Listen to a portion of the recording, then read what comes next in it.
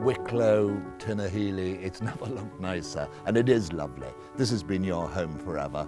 Tell us about it. Yeah, well, I was born and reared here, Robert. My dad is a dairy farmer. I've one brother, and we were brought up helping on the farm. So I suppose that was my introduction to animal husbandry, and we've always been, animal people, and I love breeding and I love being around animals. I can't, even if I wasn't a horse breeder, I can't see that I'd ever do a job that didn't involve animals. How did it all start for you at Boleybawn? Well, I suppose I actually I left school to come home and be a dairy farmer, and I had a horse or two to produce and sell on the side. My real love was for the horses, and the horse or two became 4 or 5, and my time on the farm was less and less, and then eventually it just made sense to transfer 100% to producing the horses. It was passion. I mean, how did it develop? I suppose, were you a competitor yourself? I was a competitor myself, but I was a very bad competitor. I was able to ride well enough to train the horses nicely, but I didn't have the mentality to be a good competition rider. But I suppose the real passion is the breeding and the genetics, and I feel that probably came from my dad. He's a very passionate dairy farmer, and he's spent a lot of time and effort on breeding very high production cows, and I think it's his passion for genetics transferred into the horses is where I suppose Boleybawn started. Tell me about your business. I mean, what defines success, and how successful have you been? Well, my business is I basically breed, rear, produce and sell sport horses. So they come from the very start to the very end. I suppose success for me is when I see a good-looking, sound, well-trained horse with good ability going on to their new owner, and I've put those horses in a position where they can reach their maximum potential. That for me is success.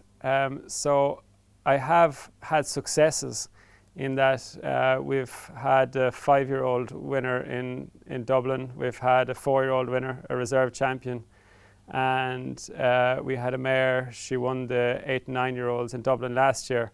So they're all, for me, individual successes, but I don't feel that I've been successful yet.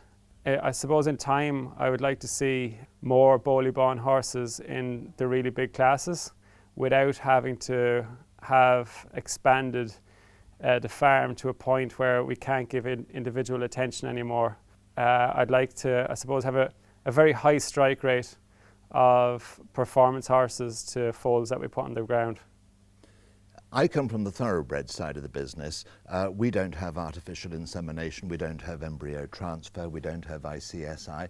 Tell me about these aspects that your business is all about.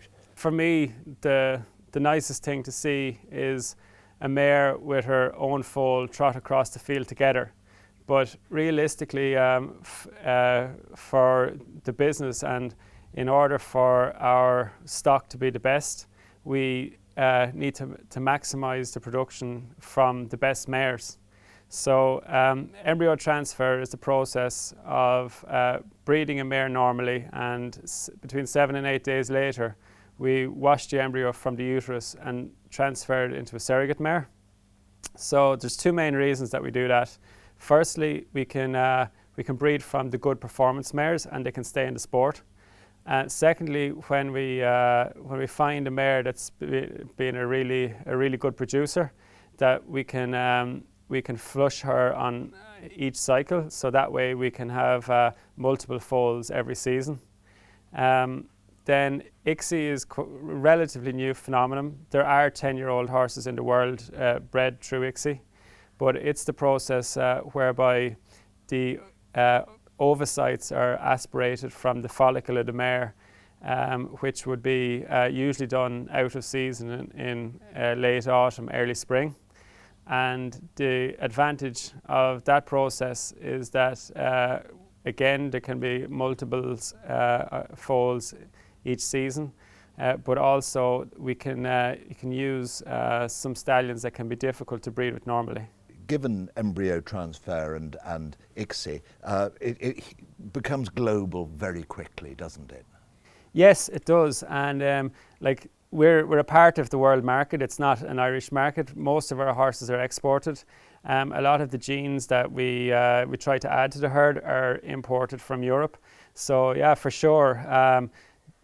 This year we've added some really good brood mares to the broodmare herd, and we also offer 2 Chaco Blue embryos on our auction from some of the best dam lines in Europe.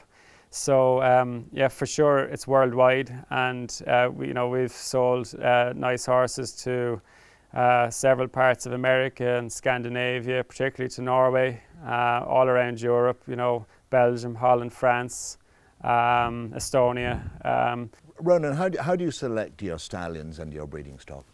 With the stallions, I would generally class them into 2 groups.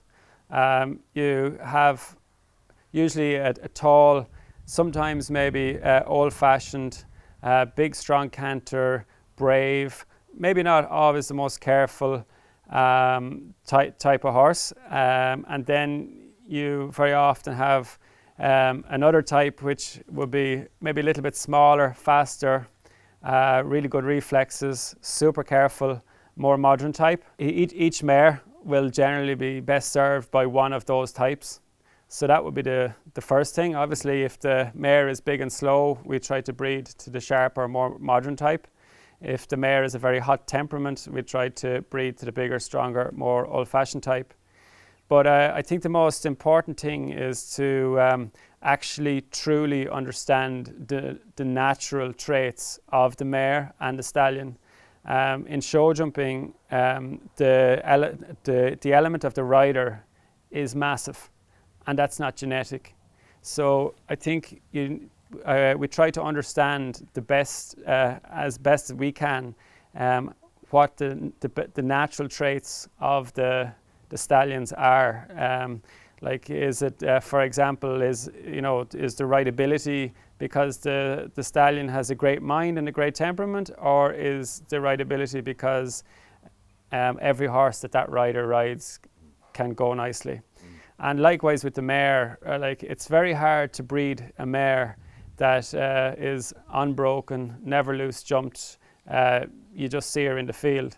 So we do try, and even if the mares are going directly to stud, we try to do quite a bit with them, so we understand how the jump is, or how the temperament is, how the rideability is. For sure, the most important thing is the physical aspect. If the horses are heavy, they can't jump. If they're too small, it's very hard for them. So that needs to be taken care of first and foremost. But the traits that are, let's say, under the bonnet are the most heritable and the most important. So it can be, on paper, that cannot never be understood.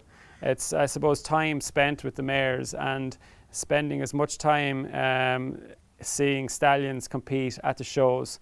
I don't believe that to go to a stallion show on a particular day teaches a breeder anything. I think you need to evaluate the stallions over an extended period of time to see what the true natural ability is, and likewise to extract as much knowledge as you can for the mares. And what do you feel puts Boleybawn apart from your competitors? Well, I feel, I suppose, what we do slightly differently, or a direction that I'm adamant to go in, is that we're not breeding to trends or fashion. That every time we breed a mare, we try, suitability of the stallion is what it's all about. Tell me, how healthy do you feel that the sport horse industry is, and how competitive is Ireland globally? I think for the size of Ireland, it's extremely competitive.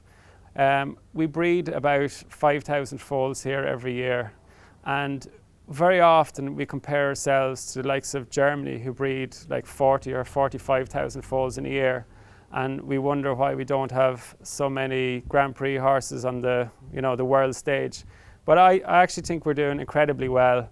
We did lag back a few decades ago, but it's actually incredible how fast we're catching up. Like, Ireland is a major player and will be a major player, and each year on year the market is getting stronger, and the quality of horses that we're sending out around the world is getting better and better. And it's really it's fascinating to see how you can go to a show in the States or Scandinavia or Europe, and you see good Irish horses, competing in the big classes and the amateur classes. And I think it's something that we can be very proud of. There's multiple different, I suppose, issues that I would see on the horizon. I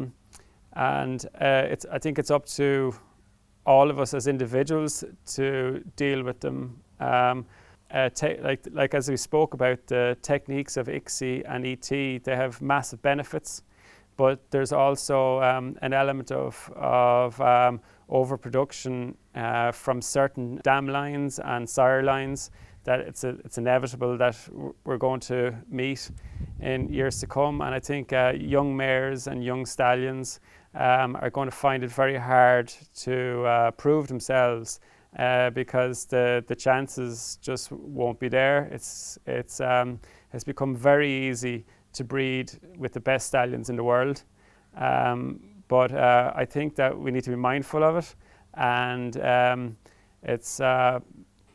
maybe it's something that should be spoken about at a more world or European level, that I suppose at how many foals is too many to register from one mare in one season. Tell me about Boleybawn's horizons. What plans have you looking forward? Well, every year we try to improve the brood mare herd, because at the end of the day, everything comes back to the mare. Like, our team want to be involved with the best horses.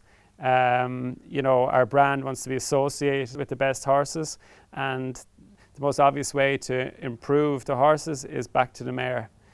So year on year we want to improve the mares. I'd like to make improvements to facilities, and we always try to upskill staff. And I suppose, and in the longer picture, the dream would actually be get smaller.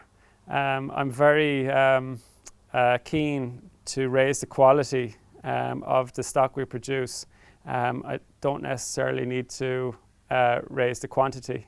We live on the farm here, and there's only a limited amount of mares and foals that can be managed to a high standard close to the house. I think 20 foals born every year is a kind of the maximum that personally I want to be involved in, and I don't see the need for Boleybawn Horses really to produce any more than that.